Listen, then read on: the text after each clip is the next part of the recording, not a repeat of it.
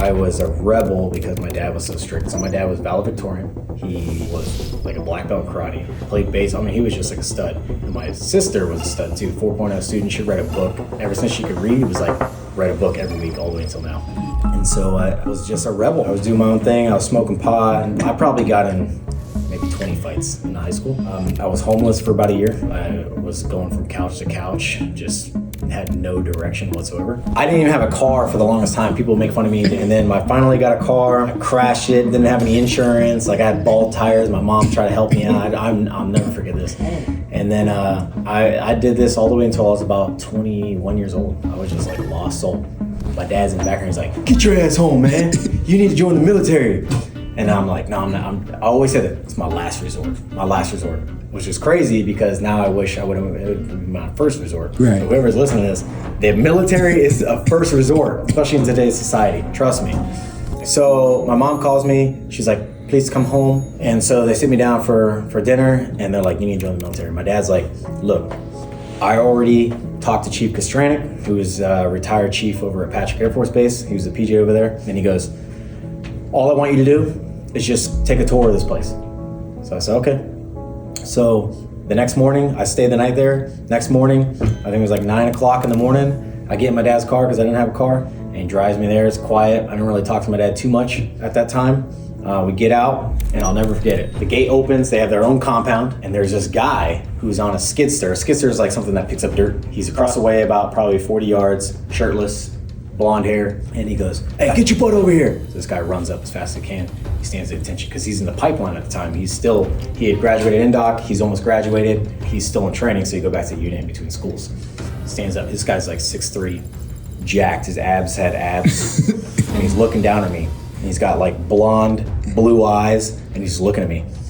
And he goes, like, "This is Chris, he wants to meet PJ." So the guy looks at me, he goes, "Sup?"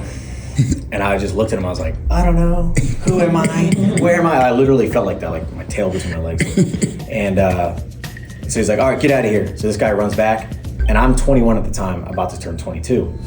And he looks at me, and I look at Chief, and he goes, "How old is that guy?" And he goes, "Oh," he passed me on his back, he's like this, "Come on, he's your age." And so at that point, I got this guy who's my age, who had everything together, way more than I did. And so he runs back, we go inside, and all these guys are around my age, just rappelling off of this, getting parachutes on. They all look at me like I'm some scrub. And I'm like, who the hell are these dudes? And he's like, "Oh, these are pararescue men. Let me show you this, let me show you that." And they were all just great shape, confident, they knew what they're doing. And so we always talk about nothing's stronger than the made up mind. That was my made up mind. And you look down at like, we call this a genetic spark. So a gene expression is something that motivates you. You could watch a video, you could do whatever, and it motivates you to change your entire path right at that moment. But here's the thing. I was so motivated at that moment that I was a different person right after that. I went from smoking pot to fighting to no path to I know what I'm gonna be. It was that quick. I got in my dad's truck and he knew it. He could just sense it. And I was quiet. And he looks at me and he goes, "When do we start training?" He already knew it. I was straightforward and I go, "Right now."